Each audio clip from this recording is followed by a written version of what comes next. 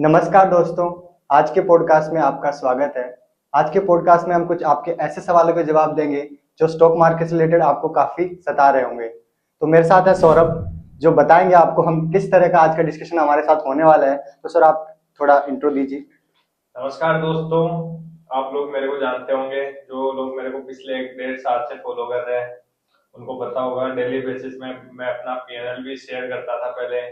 और पिछले 1.5 2 साल से कंटिन्यू ट्रेडिंग से रिलेटेड वीडियोस आप लोगों के लिए बना रहा हूँ। तो अभी मैं इनका इंट्रोडक्शन दे देता हूँ पहले। ये मिस्टर उत्तम वर्मा, ये आईआईटी खड़गपुर में फर्स्ट ईयर में हम मिले थे और हम दोस्त बने थे। उसके बाद में हमारी बॉन्डिंग काफी अच्छी बनी और अभी तक चल रही है। तो उत्तम वर्मा भी काफी अच्छा नॉलेज रखते हैं फाइनेंस का, स्टॉक मार्केट से रिलेटेड। और जो इनके क्वेश्चंस है वो मेरे को क्वेश्चंस ऐसे लगे जो एक रिटेलर के माइंड में क्वेश्चंस रहते हैं। तो इसके लिए हमने सोचा कि क्यों ना इसको एक वीडियो में हम रिकॉर्ड करें और इसको अपलोड किया जाए ताकि आप लोगों के लिए भी फायदा हो। तो इसके लिए जो इनके जो बेसिक क्वेश्चंस थे वही मैक्सिमम लोगों के क्वेश्चंस रहते हैं। स्टार्टिंग में मैं भी जब ट्रेडिंग स्टार्ट किया था मेरे भी सिमिलर ही क्वेश्चन थे। तो इसके लिए हम आज का पॉडकास्ट शूट कर रहे हैं। तो उत्तम वर्मा को भी काफी अच्छा नॉलेज है, तो आप अपने क्वेश्चंस पूछ सकते हो। जी, तो मैं क्वेश्चन पूछने से पहले आपको बताना चाहूंगा कि मैं और सौरभ आज ऐसे ही बैठे थे, तो हम एक दूसरे से finance related, trading related questions कर रहे थे। बट हमने सोचा कि कुछ बेसिक से क्वेश्चंस हैं जो सबके दिमाग में आते हैं, बिल्कुल बिल्कुल। बिगिनर्स हैं जो मतलब बिगिनर्स नहीं भी है जो भी कर रहे हैं, तो अपन ने कुछ हमने कुछ क्वेश्चन आपके लिए छाटे हैं जो मतलब आपको भी मदद करेंगे, जो मतलब मेरे को भी मदद किए थे। मैंने सौरभ से, सौरभ बहुत पहले से ट्रेडिंग कर रहे हैं, तो मैंने इनसे पूछे थे। तो कुछ क्वेश्चन से, तो पहला क्वेश्चन तो बहुत ही मतलब बेसिक है, जो सबके दिमाग में आता है कि जो बिगिनर्स हैं वो कैसे शुरू करें, जिन्हें मतलब कुछ पता ही नहीं कि कैसे शुरू करना, बट वो ट्रेडिंग करना चाहते हैं। तो आप उनके लिए थोड़ा सा आप टिप दे देंगे तो वो भी थोड़ा इस जी मार्केट में देखिए, आता सबसे मेन इम्पोर्टेंट यही है कि आप बिगिनर हो और आप मार्केट में ट्रेडिंग शुरू करना चाहते हो। तो देखो, जो मैंने मिस्टेक की और जो मैक्सिमम 90% लोग करते हैं वो मिस्टेक ये होती है कि बिगिनर पहले सीखने के पीछे नहीं भागता है, वो डायरेक्टली मार्केट में जंप करता है। वो लॉस करता है एक अच्छा खासा, उसके बाद में उसको ऐसा होता है कि मेरे को कहीं से कॉल टिप मिल जाए ताकि मेरा ये लॉस रिकवर हो जाए। उसके बाद में वो सीखना स्टार्ट करता है या फिर वो सीखना स्टार्ट करता है। लेकिन यदि आप बिगनर हो तो मैं आपको बोलूंगा कि आप पहले सीखने के पीछे जाओ, ना कि आप डायरेक्टली मार्केट में जाके ट्रेड करना स्टार्ट कर दो। आप पहले ऑनलाइन सीखो, यूट्यूब से सीखो, वेबसाइट है बहुत सारी अच्छी अच्छी, वहां से सीखना स्टार्ट करो। उसके बाद में जो आपको लगता है कि मार्केट में ये सही मेंटर है, सही गाइड है, जेन्युइन है, नॉलेज है अच्छा खासा, आप उसको फॉलो कर सकते हो। उसके बाद में जब आपको एक बार नॉलेज हो जाए तो आप बहुत ही छोटी कैपिटल से, मतलब इतना छोटा कैपिटल कि वो आपका लूज हो जाए तो आपको कुछ भी फर्क ना पड़े, तो उसके बाद में आप स्टार्ट कर सकते हो। लेकिन पहले आपको लर्निंग के थ्रू ही जाना पड़ेगा। पहले आप अर्निंग के बारे में नहीं सोच सकते, पहले आप लर्निंग के पीछे जाओ, उसके बाद में अर्निंग आएगा। लेकिन गलती यहाँ पे मोस्ट ऑफ द लोग यही करते हैं और यही रीजन है कि 90% लोग लॉस में है कि वो पहले ही डायरेक्टली अर्निंग के पीछे भाग जाते हैं। तो जो भी बिगनर है उनके लिए सबसे मेन इंपॉर्टेंट एडवाइस यही है कि पहले लर्निंग पे प्रॉपर फोकस करो, उसके बाद में अर्निंग का सोचना। जी सौरभ, तो सौरभ यही कहना चाहते हैं कि आप शॉर्टकट के पीछे ना भागे, थोड़ा आप लर्निंग फेज पे ज्यादा ध्यान दें, सीधा अर्निंग पे ना जाएं। थोड़ा सीखिए, आप अच्छा मेंटर चुने और मेंटर से थोड़ा नॉलेज लें, फिर ट्रेडिंग शुरू करें। क्यों सौरभ, यही? जी बिल्कुल बिल्कुल। जी, तो इसी से रिलेटेड एक दूसरा सवाल है। ये थोड़ा बिगनर्स के लिए नहीं है जो एक्चुअली ऑलरेडी ट्रेडिंग कर रहे हैं, बट ये वो लोग हैं जो साथ में जॉब भी कर रहे हैं फुल टाइम। तो उनको बड़ी दिक्कत होती है। कुछ लोग कहते हैं, मतलब मेरे पास भी सवाल आते हैं कि हम ट्रेडिंग में अच्छा प्रॉफिट कमा रहे हैं, अब जॉब छोड़ सकते हैं क्या? या फिर वो लोग जो डिसेंट, उन्हें लगता है कि हम कमा पाएंगे मतलब फ्यूचर में, तो जॉब छोड़े या नहीं छोड़े या साथ रखे, आप बताइए क्या करना चाहिए।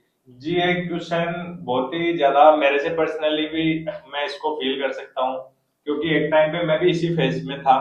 मेरे सामने भी ऐसी सिचुएशन थी कि या तो मेरे को जॉब करनी है या तो मेरे को ट्रेडिंग करनी है। लेकिन जो मैंने डिसीजन लिया था वो मैं आप लोगों को सजेस्ट नहीं करूंगा कि आप लोग लो। मैंने अपनी जो गट फीलिंग्स होती है मैंने उनको चुना, मैंने अपने ड्रीम्स को चुना और बहुत ही रिस्की डिसीजन लिया था। उस टाइम पे मैं बहुत बड़े लॉस में बैठा था और उस टाइम पे मैंने जॉब को क्विट करने का डिसीजन लिया। लेकिन वो देखो केस होता है कि 100 में से एक इंसान या दो इंसान वैसे निकल पाते हैं। तो वो 100 में से 98 तो उसमें फेल होने वाले हैं। तो इसलिए मैं आपको बोलूंगा कि आप हमेशा ट्रेडिंग को सेकेंडरी सोर्स ऑफ इनकम की तरह देखो, कभी भी इसको अपना प्राइमरी सोर्स ऑफ इनकम मत बनाइए आप, क्योंकि इसमें कुछ भी फिक्स नहीं है। हो सकता है आपका 8-10 महीने 6 महीने अच्छा चल रहा हो, उसके बाद में 2-3 महीने आपका लूजिंग स्ट्रीक आ जाए। तो ऐसे टाइम पे आपकी फैमिली की बेसिक नीड्स भी है, आपकी बेसिक नीड्स भी है, और जो भी आपको जो लिविंग के लिए चाहिए होती है बेसिक रिक्वायरमेंट्स, वो फुलफिल नहीं हो पाएगी। तो आप फिर अननेसेसरी प्रेशर में आ जाओगे कि आपको ट्रेडिंग में लॉस हो रहा है, आपको प्रॉफिट करना है, और उस चक्कर में आप फिर और ज्यादा गलतियां करना स्टार्ट कर दोगे, और फिर आप ओवरऑल बहुत बड़े लॉस में चले जाओगे एट द एंड। यही होता है 99% केसेस में। तो इसलिए ट्रेडिंग को हमेशा अपना सेकंड सोर्स ऑफ इनकम रखो।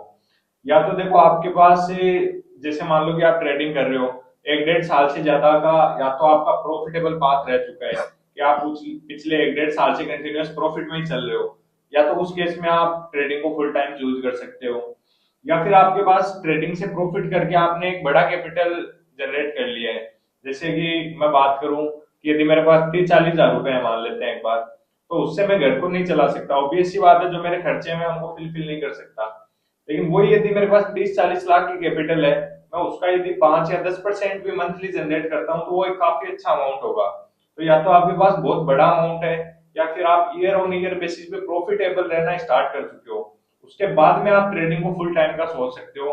अदरवाइज तो क्या होगा कि आप महीने 2 महीने आपने कुछ प्रॉफिट बनाया और आप जो जो उसमें आके ये सोच रहे हो कि मैं ट्रेडिंग को फुल टाइम कर लूं, वो बहुत ही गलत डिसीजन हो सकता है आपका। वो आपका फिर उससे आप पे अननेसेसरी प्रेशर क्रिएट हो जाएगा, और बाकी जो लाइफ के फील्ड है वो भी आपके डिस्टर्ब हो जाएंगे। तो इसलिए ट्रेडिंग को हमेशा सेकेंडरी सोर्स ऑफ इनकम ही रखें, जब तक कि मैंने ये जो 2 कंडीशन बनाई है ये ना बन रही हो आपके लिए, तो वो आपके लिए बेस्ट सॉल्यूशन है। कभी भी अपनी प्राइमरी जॉब है उसको कभी भी ना छोड़े कि मेरे को 2 महीने हो गए ट्रेडिंग करते हुए, या मैं ट्रेडिंग को ही फुल टाइम बना लेता हूँ, अपनी जॉब छोड़ देता हूँ, नहीं। आप बहुत बड़े एक रिस्क में फंसने जा रहे हो फिर। तो इसलिए अपनी जॉब को पहले सिक्योर करें, उस पर फोकस करें, और ट्रेडिंग को साइड बाय साइड एक बार चलने दें जब तक आपको पूरा एक्सपीरियंस ना हो जाए। जी सौरभ, तो बेसिकली सौरभ यही कह रहे हैं कि सेकेंडरी इनकम रखे ट्रेडिंग को एज ए सोर्स ऑफ। तो आपने जो दूसरा क्राइटेरिया बोला था कि जो 50 लाख से ज्यादा, तो उसका थोड़ा सा बताइए, मतलब ज्यादा इतना मतलब कैपिटल है? जैसे इसमें 50 लाख नहीं बोल रहा मैं, बट अपने को जो एक डिसेंट अमाउंट, जैसे कि मैं रियल एक्सपेक्टेशंस की बात करूं मार्केट में, कि जो रियलिटी है उसकी बात करूं, तो मंथली यदि हम 5 से 7% रिटर्न जनरेट कर रहे हैं तो वो काफी अच्छा माना जाता है। तो आप 20 लाख की कैपिटल पे यदि 5% रिटर्न जनरेट कर पा रहे हो, तो आपका 1 लाख रुपए महीने का बन रहा है। तो 1 लाख रुपए आई थिंक काफी अच्छा अमाउंट है, जिसमें आपके खर्चे भी पूरे हो सकते हैं, आपकी जो जरूरतें हैं वो सारी पूरी हो सकती है। लेकिन वही आप 1 लाख रुपए पे यदि निकाल रहे हो 5%, तो आपका 5 हजार रुपए बनेगा। 5 हजार रुपए में कुछ भी नहीं हो सकता है। तो इसलिए या तो, और वो ऐसा नहीं है कि आप 20 लाख पहले ही दिन 20 लाख डाल के ट्रेड करना स्टार्ट कर दोगे, नहीं, वो तो आपका जीरो हो जाएगा। या तो आपका प्रॉफिटेबल पाथ रह चुका है, आपने प्रॉफिट से इतना बड़ा अमाउंट बना लिया है, तब आप अपनी जो प्राइमरी जॉब थी उसको छोड़ सकते हो और इसको फुल टाइम कंटिन्यू कर सकते हो ट्रेडिंग को। या फिर आप ईयर ऑन ईयर बेसिस पे प्रॉफिटेबल रहना स्टार्ट कर चुके हो, आप देख रहे हो कि कंटिन्यूअसली आपको प्रॉफिट हो रहा है ईयर ऑन ईयर बेसिस पे, तो फिर आप इसको कंटिन्यू कर सकते हो full time as a full time.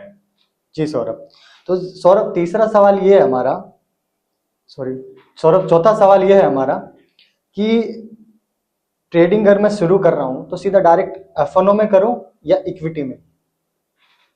देखिए, इसमें आजकल डायरेक्टली मोस्ट ऑफ द लोग जंप करते हैं एफएनओ में, उनको इक्विटी का नॉलेज नहीं होता है।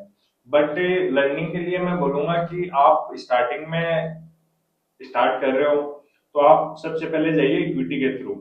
इक्विटी में आपको पता चलेगा कि स्टॉक का प्राइस किस तरह से ऊपर नीचे होता है, स्टॉक्स में किस तरीके की वोलेटिलिटी रहती है, क्योंकि ऑप्शंस की वोलेटिलिटी और स्टॉक्स में जो वोलेटिलिटी रहती है वो दोनों कंप्लीटली डिफरेंट है। एक तो मैं रिलायंस शेयर की बात करूं तो वो इंट्राडे में हार्डली 25-30 रुपए मूव करता है, और आप एक ऑप्शन की बात करो 200-300 रुपए का प्रीमियम, वो एक ही दिन में 700-800 भी चला जाएगा, वो जीरो भी हो सकता है। तो ऑप्शंस की वोलेटिलिटी आपको स्टार्टिंग में डायरेक्टली जंप करोगे तो आप हैंडल नहीं कर पाओगे।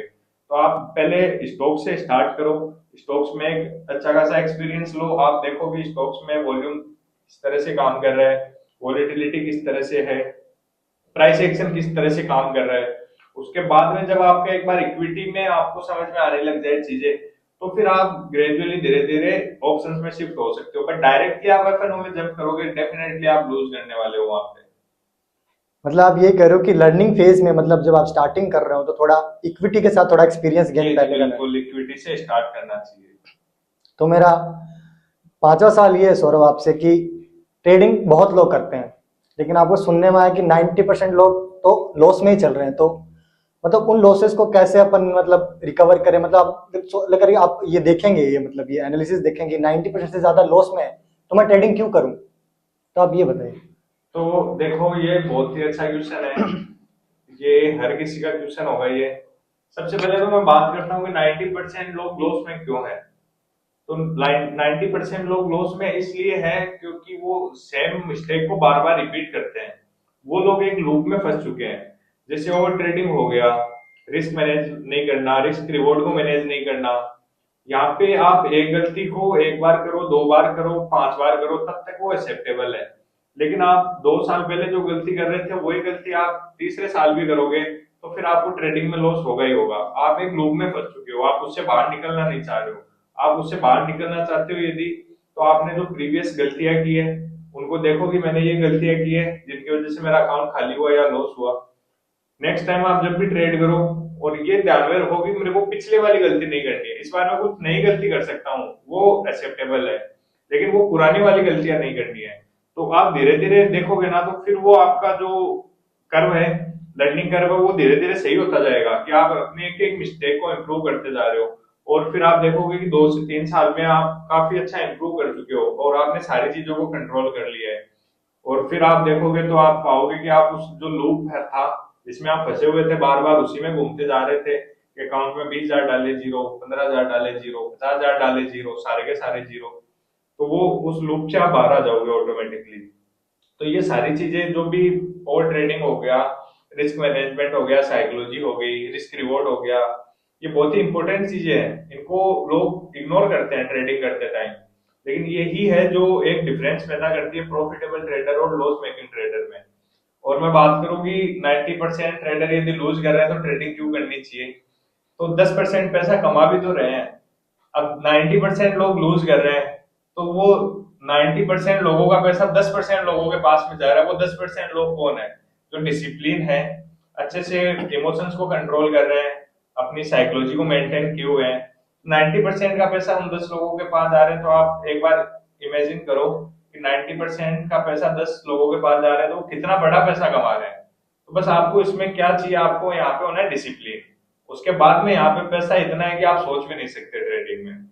तो इसलिए उस लूप से आपको बाहर निकलने का बेसिकली ट्राई करना है, जिसमें मैक्सिमम 90% लोग फंसे हुए रह जाते हैं अपनी लाइफ में, कभी बाहर नहीं निकल पाते हैं क्योंकि वो खुद से फाइट नहीं कर पाते हैं। बेसिकली अपने माइंड से हार मान जाते हैं वो लोग, इमोशनली वो वीक हो जाते हैं, इमोशनल डिसीजन लेना स्टार्ट कर देते हैं। वो ट्रेडिंग में देखो, सबसे बड़ा मंत्र है ट्रेडिंग में कि मेरे अंदर कोई इमोशंस नहीं है, मैं इमोशनलेस आदमी हूँ, मेरे को कुछ फर्क नहीं पड़ता मार्केट ऊपर जा रहा है नीचे जा रहा है, मेरा एक सेटअप है, मैं उसको फॉलो करने वाला आदमी हूँ। उसके अलावा मार्केट 1000 पॉइंट ऊपर जाए, 2000 पॉइंट नीचे जाए, मैंने आज बाइंग का नहीं सोचा है तो मैं बाइंग नहीं करूंगा। पहले मार्केट ऊपर जा रहा है, मैं ट्रेड नहीं करूंगा, बैठा रहूंगा आराम से। वो यहाँ पे पैसा बनाएगा। जो हर एक कैंडल में ये सोचेगा मैं भाग जाऊंगा, उसको बाय कर लूं, नीचे जा रही है सेल कर दूं, वो पैसा कभी नहीं बना सकता यहाँ पे। तो ये आपको समझना पड़ेगा कि वो लूप है, उससे आप आ रहो, प्रोसेस को फॉलो करो, एक जो पाथ है उसको फॉलो करो, और प्रॉफिटेबल ट्रेडर की तरफ आप अग्रसर हो सकते हो।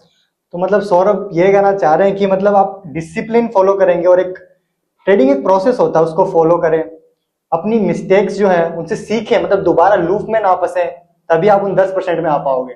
तो आप जो इतना सुंदर उत्तर दिया कि वो 10% जो कमा रहे हैं उन 90% से, मुझे बहुत ही अच्छा लगा सौरभ, आपने बहुत ही अच्छा उत्तर दिया है। इसी के साथ अगले क्वेश्चन पे चलते हैं। जी बिल्कुल। मतलब एक प्रॉफिटेबल ट्रेडर बनने में आपको कितना समय लग सकता है? इसका जवाब थोड़ा। हाँ, ये क्वेश्चन भी बहुत सारे लोगों का होता है एक्चुअली, क्योंकि कोई ट्रेडिंग स्टार्ट करता है, देखो ट्रेडिंग में फेज चलता है, ट्रेडिंग स्टार्ट करता है तब इंसान को प्रॉफिट होता है, तो वो खुश हो जाता है कि मैं तो बहुत बड़ा आदमी बन चुका हूँ, अब बाकी सब तो छोटे लोग हैं मेरे सामने। फिर मार्केट उसको रियलिटी दिखाता है, उसका लॉस वाला फेज आता है। तब उसको रियलिटी हिट करती है कि नहीं यार, मार्केट से पैसा बनाना आसान काम नहीं है। ठीक है। और उसके बाद में जब वो, जैसा मैंने बताया कि उस लूप से बाहर निकल के प्रोसेस को फॉलो करता है, फिर वो उन चीजों को ओवरकम करके एक प्रॉफिटेबल ट्रेडर की तरफ निकलता है। तो यदि देखो आप किसी से सीख नहीं रहे हो, आप खुद से ही मार्केट में आए हो, खुद से ही ट्रेड कर रहे हो, खुद की गलतियों से सीखते हुए जा रहे हो, तब आपका लर्निंग कर्व मिनिमम रहने वाला है 3 से 4 साल का। आप उसके बाद में एक प्रॉफिटेबल ट्रेडर बनने वाले हो। लेकिन जो एक ऐसा इंसान जिसने ऑलरेडी बहुत बड़ा लॉस करने के बाद उसको रिकवर करके एक अच्छा खासा प्रॉफिट जनरेट किया है, और वो यदि आपको अपने एक्सपीरियंस बता रहा है, तो डेफिनेटली उसके एक्सपीरियंस बहुत ही वैल्यूएबल है आपके लिए, क्योंकि वो उस जर्नी को जी चुका है पहले, उस पूरे फेज को वो फेस कर चुका है। तो वो अपनी गलती आपको जो भी बता रहा है, तो आप उनको अवॉइड करने का ट्राई करो। वो आपको बोल रहा है कि इस गलती को मत करो, आप बेसिकली आपको एक सही मेंटर मिल रहा है जिसने मार्केट में खुद ने कुछ लूज करने के बाद में अचीव किया है। तो आप ऐसे मेंटर को फॉलो करो, तो आपका जो वो लर्निंग कर्व खुद से 3 से 4 साल का रहता है, वो आपका हो जाएगा 6 से 8 महीने का, 12 महीने का। तो आप 12 महीने में, 1 साल में अच्छे खासे ट्रेडर बन सकते हैं यदि आपको अच्छा मेंटर मिलता है तो। अदरवाइज खुद से करते हैं तो मिनिमम 3 से 4 साल, जितना मुझे लगा एक प्रॉफिटेबल ट्रेडर बनने में उतना टाइम लगता है। मतलब यही बेसिकली कि मतलब आपकी लर्निंग कितनी तेज हो रही है। हाँ, लर्निंग तेज हो रही है, प्लस कितनी ज्यादा क्वालिटेटिव हो रही है, क्वालिटेटिव, नॉट क्वांटिटेटिव। क्योंकि यहाँ पे क्वांटिटी के लिए समुंदर है ये, आप कितना भी इसमें रिसर्च कर लो, पढ़ लो, बट क्वालिटी आपको कितनी मिल रही है उसमें, वो मैटर करता है। तो यदि आप क्वालिटी आपको मिल रही है अच्छी खासी, तो आप 1 साल में, मेरे हिसाब से, मेरे अकॉर्डिंग, 1 साल में यदि आपको अच्छा मेंटर मिल रहा है, अच्छी क्वालिटी मिल रही है, तो आप 1 साल में प्रॉफिटेबल ट्रेडर बन सकते हो। तो बेसिकली मैं सौरभ कहना चाहते हैं आप एक अच्छा मेंटर पकड़े और उससे सीखें कि उसने कितना, मतलब उसने कैसे रिकवर किया बड़े बड़े लॉसेस से। बट मेरा सजेशन रहेगा आप Saurabh Meena the Rajasthani trader channel को फॉलो करिए, सब्सक्राइब कीजिए और सौरभ से सीखिए कि सौरभ ने मार्केट के अप्स एंड डाउन्स को बहुत अच्छे से देखा और बहुत अच्छे से रिकवर किया है। इनका रिस्क मैनेजमेंट बहुत ही अच्छा है, बहुत डिसिप्लिन से ये ट्रेडिंग करते हैं। तो अगर आपको इनसे सीखना है तो ये भी बहुत अच्छे मेंटर है। आप द राजस्थानी ट्रेडर को सब्सक्राइब करिए और ऐसी ही जानकारी और ऐसे ही क्वेश्चंस के आंसर आपको सौरभ हमेशा देते रहेंगे। तो इसी के साथ अपना लास्ट क्वेश्चन और आखिरी क्वेश्चन मैं आपसे पूछूंगा, जो कि मतलब आपका सीक्रेट मंत्र, प्रो टिप फॉर बिगिनर्स और जो थोड़ी बहुत कर भी रहे हैं। तो आप प्रो टिप दोनों के लिए अलग अलग बता दीजिए और इसके साथ ये हमारा आखिरी क्वेश्चन। तो प्रो टिप जो मैं आपको बताने वाला हूँ, वो देखो, मैं ये मानता हूँ कि मार्केट में, जैसे आप ऑप्शंस में मैं ट्रेड कर रहा हूँ, तो अभी मैं ऑप्शंस की बात करता हूँ। तो ऑप्शंस में आपको मैं प्रो टिप ये बता सकता हूँ कि आप यदि हर एक दिन आके ऑप्शन बाइंग करने की सोच रहे हो, तो आप बहुत ही गलत कर रहे हो। और हर एक दिन आप ऑप्शन सेलिंग करने की सोच रहे हो, तो भी आप गलत कर रहे हो। ये मैं अभी उन लोगों के लिए बता रहा हूँ जो लोग मार्केट में ऑलरेडी ट्रेड कर रहे हैं। ठीक है। तो आप हर एक दिन ऑप्शन बाइंग नहीं कर सकते, आपको हर एक दिन आप ऑप्शन सेलिंग नहीं कर सकते। आपको डे सेलेक्ट करने पड़ेंगे कि आज ऑप्शन बाइंग का दिन है या नहीं है, आज ऑप्शन सेलिंग का दिन है या नहीं है। वो आप कैसे डिसाइड करोगे? आप चार्ट में जाके देखो कि पीछे क्या पिछले 4-5 दिन से मार्केट साइडवेज है। यदि साइडवेज है तो फिर डेफिनेटली एक ट्रेंड आने वाला है मार्केट में, क्योंकि मार्केट को देखो, यहाँ पे भी यदि हम देखें तो एक फेज में चलता है मार्केट। मार्केट में पहले साइडवेज मोमेंटम आता है, उसके बाद में एक ट्रेंडिंग मार्केट आता है। तो आपने देखा कि 3 से 4 दिन मार्केट साइडवेज हो चुका है, उसके बाद में ट्रेंड आ रहा है, तो आप 3-4 दिन बाद में ऑप्शन बाइंग के लिए प्लान कर सकते हो। ठीक है। उसके बाद में 1-2 दिन ट्रेंड रहेगा, फिर वॉलेटिलिटी क्रिएट होगी, उसके बाद में आप फिर से साइडवेज मार्केट के लिए प्लान कर सकते हो। तो जब आपने देख लिया कि 4 दिन साइडवेज आ चुका है, फिर आप ऑप्शन बाइंग के लिए प्लान कर रहे हो, फिर आपने देखा कि 2 से 3 दिन ट्रेंडिंग हो चुका है, तो फिर आप ऑप्शन सेलिंग के लिए प्लान कर रहे हो। तो इस हिसाब से आपको अपने डेज डिसाइड करने पड़ेंगे कि आज ऑप्शन बाइंग का दिन रह सकता है या सेलिंग का रह सकता है। ये तो हो गई उन लोगों के लिए जो ऑलरेडी ट्रेड कर रहे हैं। अब जो बिगनर है, उनको मैं ये बोलूंगा कि आप ट्रेडिंग स्टार्ट कर रहे हो थोड़ा बहुत नॉलेज लेके कहीं से भी, तो आपको फोकस करना चाहिए रिस्क रिवॉर्ड पे, कि आप 20 रुपए यदि लूज करने वाले हो, तो उसके अगेंस्ट में आप 100 रुपए कमा पा रहे हो या नहीं कमा पा रहे हो, 40 रुपए कमा पा रहे हो या नहीं कमा पा रहे हो। बिगिनर लोग यहीं पे मात खा जाते हैं सबसे बड़ी, कि वो जैसे ही मार्केट में आते हैं तो उनको थोड़ा बहुत प्रॉफिट दिखेगा 10-20 पॉइंट का, तो वो सोचेंगे यार प्रॉफिट हो रहा है, बुक करके निकल जाएंगे। उनको रिस्क रिवॉर्ड स्टार्टिंग में समझ नहीं आता बिगनर को। फिर जैसे जैसे टाइम बीतता जाता है, तब उनको लगता है यार ये मैं क्या कर रहा हूँ। जब लॉस हो रहा है तो मैं 100 पॉइंट का लॉस कर दे रहा हूँ, और प्रॉफिट हो रहा है तो मैं 20 पॉइंट के प्रॉफिट पे निकल जा रहा हूँ। तो बिगनर यदि शुरू से ही ये आदत अपने अंदर लगा लेगा, डाल लेगा कि जब भी मेरे को लॉस लेना है तो मैं 20-30 पॉइंट का ले रहा हूँ और प्रॉफिट लेना है तो मैं मिनिमम 1:2 1:3 इस तरीके का प्रॉफिट ले रहा हूँ, तो उससे क्या होगा कि उसका एक माइंडसेट बहुत ही ज्यादा क्लियर हो जाएगा और ये बहुत ही इफेक्टिव चीज है। रिस्क रिवॉर्ड आप ये मान के चलिए कि आपको बहुत बड़ा एक एडवांटेज देता है मार्केट में बने रहने का, आपको एक प्रॉफिटेबल ट्रेडर बनने का। मेरा जो मैं पहले लॉस में था फिर मैं प्रॉफिट में आया, उसमें सबसे बड़ा हाथ था रिस्क रिवॉर्ड का। मैंने वो चीज चेंज की कि मैं प्रॉफिट लूंगा तो बड़ा प्रॉफिट ही लूंगा, मैं बैठा रहता था, स्टॉप लॉस को ट्रेल करता जा रहा हूँ जैसे जैसे मार्केट ऊपर जाता जा रहा है। तो ये सबसे बड़ा मेरे लिए जो एक्स फैक्टर का काम किया वो था रिस्क रिवॉर्ड। तो जो बिगनर है उसके लिए भी और जो ऑलरेडी लॉसेज में है वो भी एक बार इस चीज पे काम कर सकते हैं कि रिस्क रिवॉर्ड पे ध्यान रखें और उस चीज पे भी कि मार्केट में एक साइडवेज आ चुका है, फिर ट्रेंड आ रहा है, फिर वॉलेटिलिटी आएगी, फिर से मार्केट साइडवेज आएगा, फिर से एक ट्रेंड आएगा। तो इस तरह से मार्केट एक फेज में चलता रहता है। ट्रेडिंग को आप एक अलग नजरिए से देखना स्टार्ट कर दोगे यदि आप मार्केट को एक फेज में देखना स्टार्ट कर दोगे, जैसा मैं बता रहा हूँ ये फेज में चलता है, उसके बाद में लगेगा कि आपको कि ट्रेडिंग बहुत ज्यादा इजी है। लेकिन आप इसमें अननेसेसरी इंडिकेटर घुसा दोगे, कॉम्प्लेक्सिटी घुसा दोगे तो फिर बहुत ज्यादा डिफिकल्ट हो जाएगा, क्योंकि कुछ इंडिकेटर आपको बाइंग का सिग्नल दे रहे होंगे, कुछ आपको सेलिंग का दे रहे होंगे, तो आप कंफ्यूज हो जाओगे क्या करना है। तो इसलिए ट्रेडिंग को आप जितना ज्यादा इजी रखो, प्राइस के साथ चलते रहो, price is the God. Price और थोड़ा वॉल्यूम का भी आप हेल्प ले सकते हो, प्राइस और वॉल्यूम के साथ चलते रहो। बाकी ट्रेडिंग इजी है, आप प्रीवियस चार्ट पैटर्न को देखो, किस हिसाब से अपनी ऑब्जर्वेशन को बढ़ाओ और फिर धीरे धीरे आप इंप्रूव कर सकते हो। जी धन्यवाद सौरभ, बड़े अच्छा लगा आपसे सवाल जवाब करके। तो मैं ये बोलूँगा, हमने काफी ये जो कॉमन सवाल थे जो हमें सौरभ के पास भी आ रहे थे, मेरे पास भी आ रहे थे, हमने उसे कवर करने की कोशिश की है। अगर आपको और भी कोई सवाल है तो आप कमेंट कर सकते हैं, हम अगली सीरीज के साथ फिर आएंगे अगले पॉडकास्ट के साथ, तो उन सवालों को हम थोड़ा अच्छे से एनालाइज करके आपको अच्छे से आंसर दे पाए। तो आपके जो भी सवाल रह गए हैं जो भी है, तो आप प्लीज कमेंट जरूर करें और ये वीडियो कैसे लगी आपको जरूर बताएं। Thank you for watching guys, नमस्ते।